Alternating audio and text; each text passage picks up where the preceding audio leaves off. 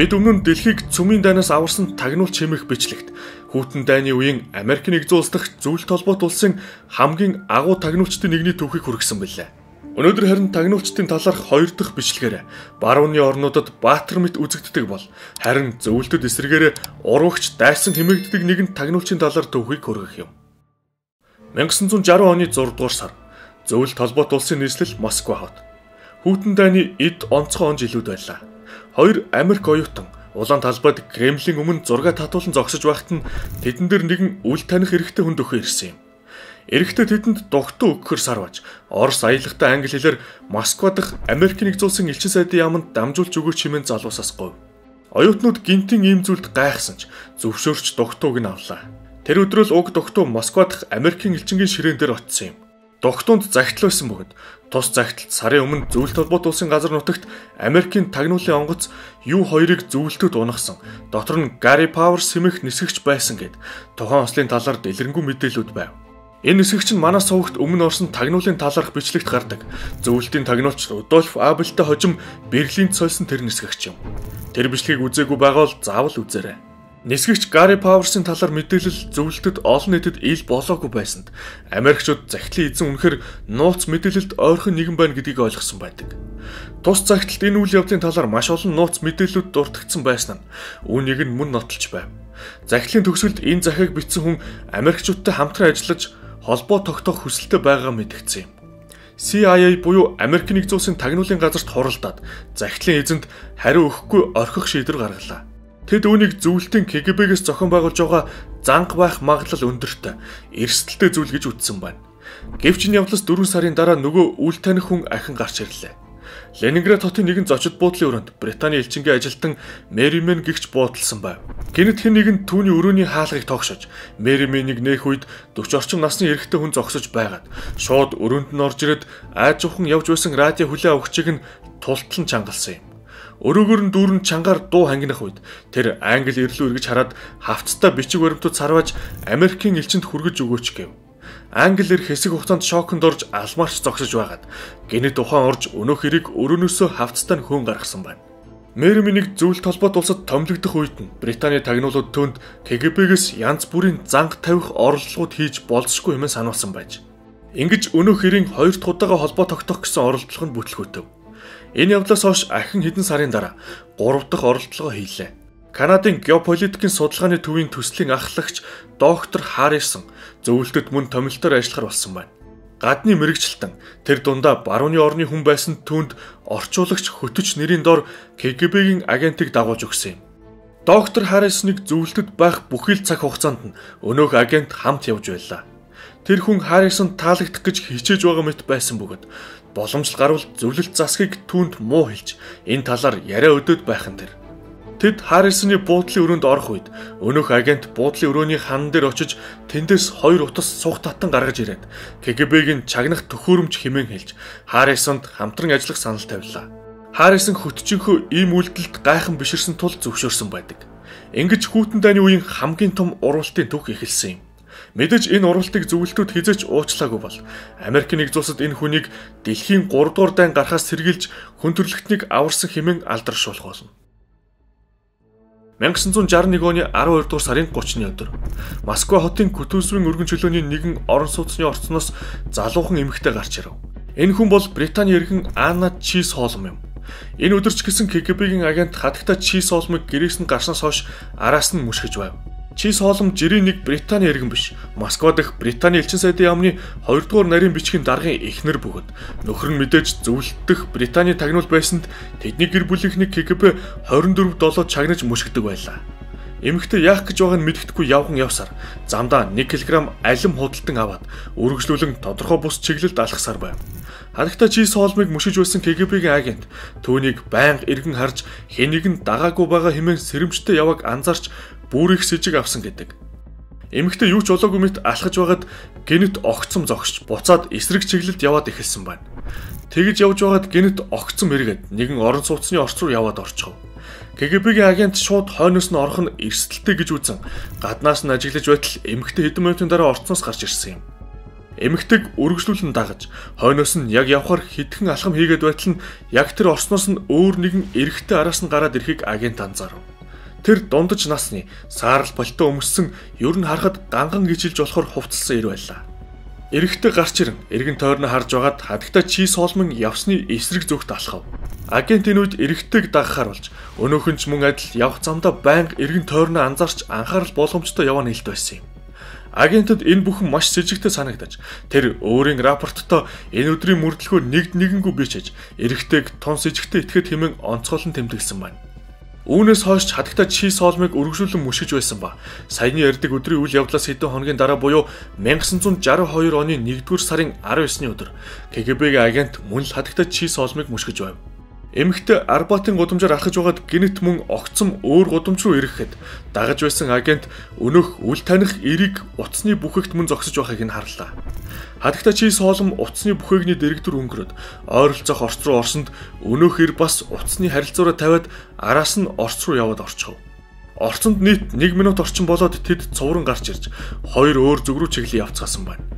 Энэ удаа КГБ-гийн агент шууд өнөөх нууцлаг эрхмийг дагаж өнөөх эр нь хурдан алхаагаар явсаар буудал дээр ирээд хамгийн эхэлж ирсэн троллейбусанд үсрэлсөв.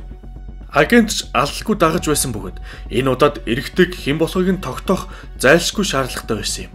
Өнөөх эр маш болгоомжтой явж байн эргэн харж гинэт огцом зогсож эсвэл гинэт булан ирэх гэх мэт хэн нэгэн хэрвээ дагаж байвал бултах бодлуулах аргуудыг хэрэглэж байв. Ингэж явсаар өнөөх эр зөвлөлт холбоот улсын сайд нарын зөвлөлийн төв байр руу яваад орчихов. Хожим энэ хүнийг хэн гэдгийг нь тогтоосон нь маш төгс намтар түүхтэй нэгэн байхан тэр. Тэр тагнуулын байгууллагын хурандаа эх орны дайны баатар туршлагатай тагнуулч Олег Пенковский гэгч юм. Олег Пенковский Кавказад 1919 онд төрсөн.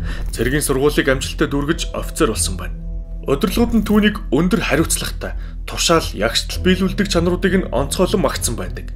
Энэ л чанаруудынхаа ачаар түүний карьер хурдтай дээшилж байв.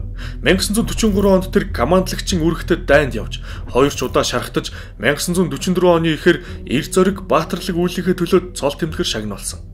Дайны дараа тэр цэргийн актемд элсэж тэндээсээ Турк руу томилогдов. Тэр Туркэд зөвлөлт холбоот улсын цэргийн атташегийн туслах хийж байлаа.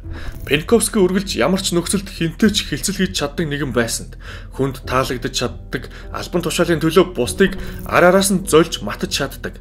Хамт ажиллагчдтайгаа тимч таарамжтай харилцаатай биш. Тэдгэр хүмүүс түүнийг амбиц ихтэй, карьер хөөх чимээн тухайн үедээ дуунигтэйгээр тодорхойлсон байдаг. Өөрийн бие гих үзлээр нийтийн эрх ашигаас ямагт дээгүүр тавьдаг хүн гэжээ. Туркт байхдаа тэр гадны тусгай албаныхантай холбоо тогтоох гэд байсан гэх цуу яриа гарч энэ нь яг батлагдаагүйч нэгэнт ийм зүйл болсонд эх орон руу эргүүлэн татсан байна. Хэдий ийм асуудлаар татагдсан ч тэр чухал хүмүүстэй холбоотой байсныхаа ачаар албан тушаалаа хадгалж үлдэж чадсан гэдэг. Бичлэгийн ихэнд дурдгдсан 3 удаагийн оролдлогын дараа тэр гадны тусгай албаныхантай холбоо тогтоож чадсан юм. Британий тагнуулын байгууллага болох MI6-гийн даалгавраар коммерсант Гревел Вин гэгч зөвлөлтийн дипломатчдыг Пенковскийтэй хамт Лондонд өрсөн байна. Энэ ажлын ард мэдээж Пенковскийг эсвүүлж авах гол ажил нуугдж байв. 1961 оны 4-р сарын 20-ны өдөр анх удаа Лондонд очоод хамт очсон нөхдөөсөө нууцаар Британи болон Америкийн тусгай албатуудынхантай уулзаж албан ёсоор тэр урагч болсон байдаг. Зөвлөлтийн хувьд тэр урагч гэсэн Британий тагнуулын газрын хувьд хамгийн үнцэнтэй зөвлөлдөх агент нь болсон юм. Гэл бүндэн захиалчтай юм бах та. Болно шүү дээ минь. За тэгээ шопын хапаар бол хятадын үйлдвэрээс нь одоо шууд Монгол төлбөрийн хэрэгслээр захиалж ингэж болдог гэдээ байгаа. Болно шүү дээ минь. Найдвартай ирнэ захын үнээс хямдхан байж болдсон бах та. Болно шүү дээ минь. Энэ одоо орон нутгад хөргөж өгд юм болов уу? Болно минь. Болно. Минь дөө. Болно штэ. Авахыг хүссэн бүхний хамгийн хямд найдвартайгаар 21.9 төгрөгт StorePay, QPay, Pocket бүх банкны картаар төлөөд захиалаад аваарай. Ах нь хэлсэн штэ болно гэж.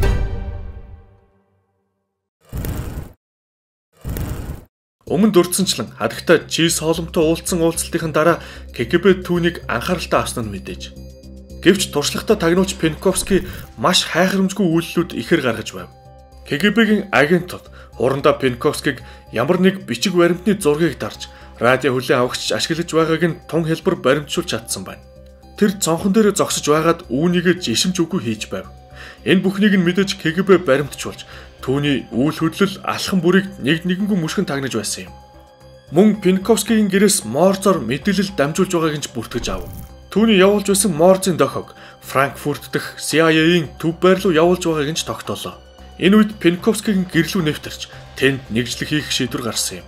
Хурандаа Пенковскигийн хувцсанд биетэн захтнаа үсгдэг бодис цаацаж хэд хоногийн дараа тэр эмчид очсон байна. Харин эмч эхнэрийг нь бас үзүүлэх хэрэгтэй хэмээн өөрсөнд. Эхнэр нь эмчид очих үед нь гадуур хувцсных нь халааснаас нь гэрийнхэн түлхүүрийг нь сэмхэн авч үзүүлж байх хооронд нь хэдхэн минутанд хажуугийн өрөөнд нь хувилж аваад буцаагаад халаасанд нь мэддэхгүй хийжээ. Гэрт нь нууцаар хийсэн нэгжлэг тун гайхалтай үр дүн үзүүлв. Ажлынхан ширээн дээр л нууфч байгаад дотор нь бичвэрүүд, гадны тагнуулын байгууллагуудын утасны дугаарууд хүртэл байх нь тэр. Үүнээс гадна хулгайлж явуулсан материалуудын нь фото зургийн хальснууд зөндөө олдов. 3 жижиг зургийн аппарат, зааварчилгаа хүлээн авдаг радио хүлээн авагчаа тохируулах давтамжийг нь бичиж өгсөн зур бас, кодлсон мэдээлэл тайлах зорилттой түлхүүрүүдтэй дэвтэргээд жинхэнэ тагнуулчин иж бүрдэл бүхлээрээ байлаа. 1962 оны 10 дугаар сарын 22-ны өдөр 43 настай Хурандаа Пенковскийг баривчилж КГБ-гийн төв байранд аваачсан юм. Баривчлагдах үедээ тэр тун өөртөө ихтэй тайван, баг зэрэг шоолсон янзтай байсан бөгөөд би шудраг хүн, та нар алдаа гаргаж байна хэмээн хэлжээ. КГБ-гийн байранд ч ирээд тэр инээд алдаж, удахгүй уучлалгүйгээд суллана гэж байсан ч гэрээс нь олсон зүйлсээ үзүүлэхэд нь энэ эрхэмсэг байдал нь тэр даруй алга болсон юм. Пенковский сөрөг тагнуулынханд түүний талаар бүх зүйл ил болсон. Хөдөлшгүй баримтууд тэдэнд байгааг ойлгож өөрөөр ярьж эхэлсэн байна. Би энэ байцаалтаа зогсоож, надад ганцаараа байж жаахан бодох хугацаа өгөхийг хүсэж байна гэжээ. Хэсэг хугацаанд ганцаараа бодлогошрон суугаад дараагаар нь би хийсэн зүйлсийнхээ хариуцлагын талаар айцсан аль хэдийн даван туулчихсан. Тэгэхээр одоо бүхнийг ярихад бэлэн байна хэмээн хэлв.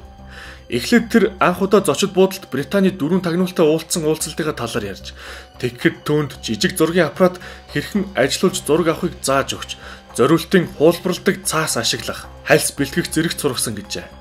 Эх орондоо ирсэн Пенковский цэргийн архиваас гарахаа байж, гартаа таарсан бүх нууц материалуудын зургийг дарж хонон өнжин ажилдаг байв.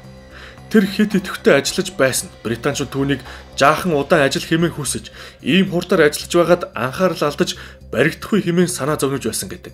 Харин тэр өөрөө ажиллаж буй хурдаа баг байна гэд Британий ерөнхий сайттай ч уулзах хүсэлтэй байгаагаа хэлж, ер нь л өөрт нь итгэж болох тун найдвартай хүн гэж ойлгуулахыг хичээж байсан юм.